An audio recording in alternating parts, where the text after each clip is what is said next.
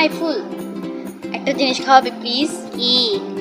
ওই যে রাতের বেলা মিডনাইট যে ক্রেভিং হলে আমরা খাই ফ্রাইড রাইস, লেবু চিকেন ফ্রাইড রাইস। ওকে, চিকেন হোক যেটা হোক, তুই যেটা বানাবি সেটাই খাবো বাবা। ঠিক আছে, তাহলে চলো চিকেন ফ্রাইড রাইস আজকে কিভাবে বানাই তোমাদের সাথেও শেয়ার করি, ওকেও খাওয়াই।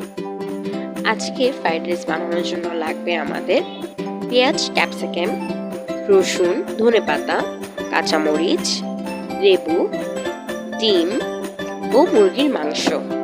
দেখতে পাচ্ছেন বন্ধুরা, আমি সবকিছু খুব সুন্দর করে কেটে নিয়েছি। এখন চলে যাওয়া যাক মূল রান্নায়।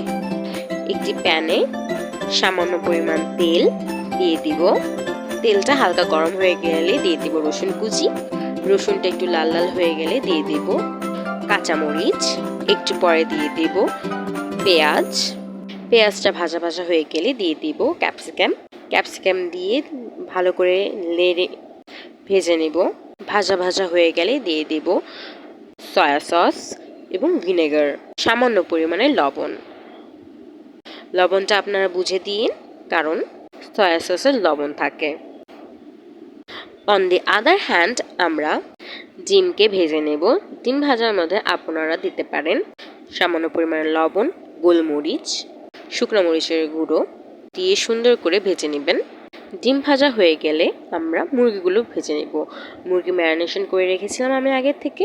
ম্যারিনেশনে দিয়েছিলাম রসুন বাটা, সয়া সস, লবণ, গোলমরিচের গুঁড়া, শুকনো মরিচের গুঁড়া, টমেটো কেচাপ এবং ময়দা। মুরগিগুলো লাল লাল করে ভেজে নেব। এখন আবারও চলে যাই সবজিগুলোর মধ্যে।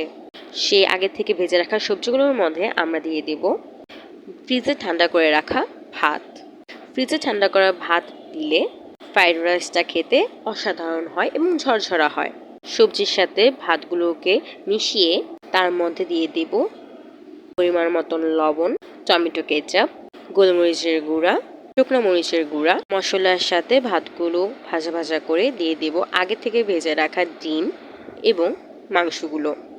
তারপর দিয়ে দেব ধনেপাতা এবং সর্বশেষ লেবু। সুন্দর মতন ভাজা ভাজা হয়ে গেলে সুন্দর করে পরিবেশন করে দেব আমাদের আজকের মিডনাইট ক্রেভিংসের ফ্রাইড রাইস। ভালো লাগলে আপনারাও বাসায় ট্রাই করবেন।